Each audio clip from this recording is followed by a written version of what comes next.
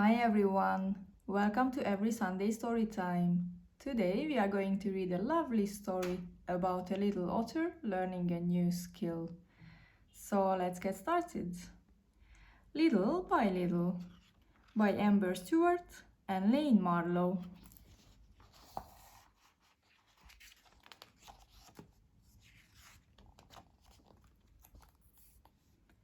Scramble was making a list, a can-do and a can't-do list.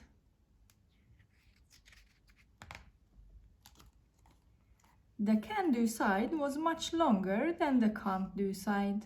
On it was forward roly-poly, backward roly-poly, being kind to frogs, mudsliding, making very good sandcastles, slippery rock hopping.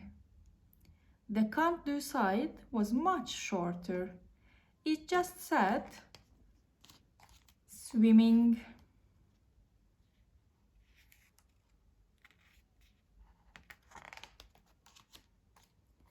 Whoever heard of an otter who can't swim?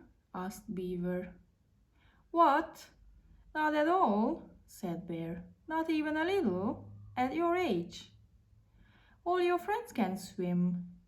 Whatever next? Obviously being kind to otters is not on Bear and Beaver's can-do list, Mommy said crossly when Scramble told her. And I bet their sandcastles are rubbish, muttered Scramble's sister.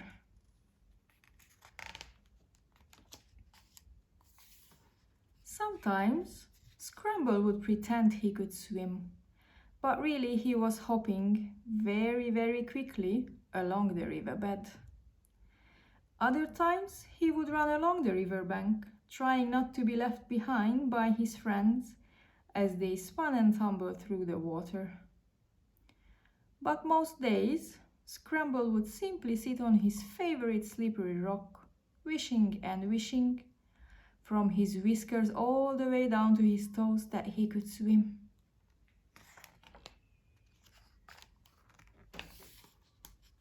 Every day, his mommy would say, "Today's the day you are going to crack it."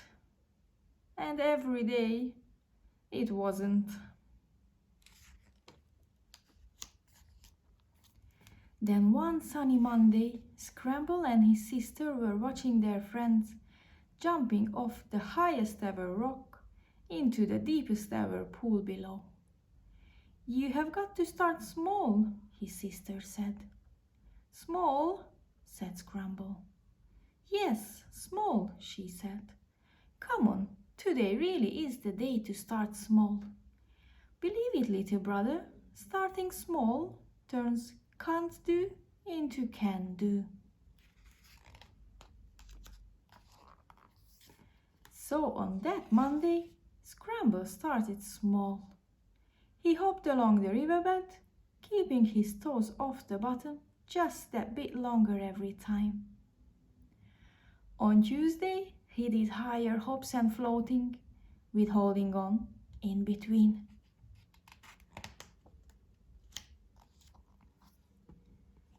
On Wednesday, Scramble did floating with no holding on. And on Thursday, he did a little kicking and then a lot of kicking to the halfway stone.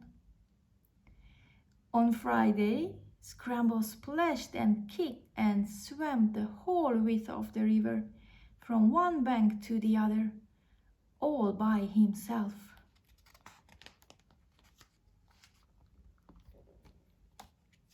And very soon, over Saturday and Sunday really, that width became the length of the river from Scramble's rock to the deepest ever pool. Then the splashing and kicking turned into gliding, and the roly-polies on the riverbank became underwater tumbling.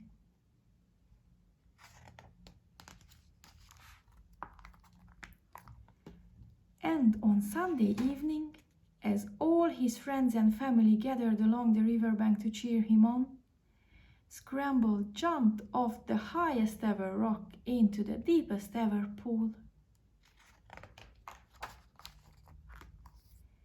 I did it, said Scramble to his sister. I can really swim. You really can, laughed his sister, hugging her very wet little brother.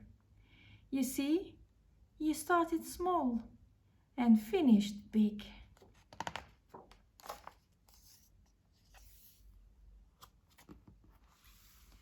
How lovely this story was.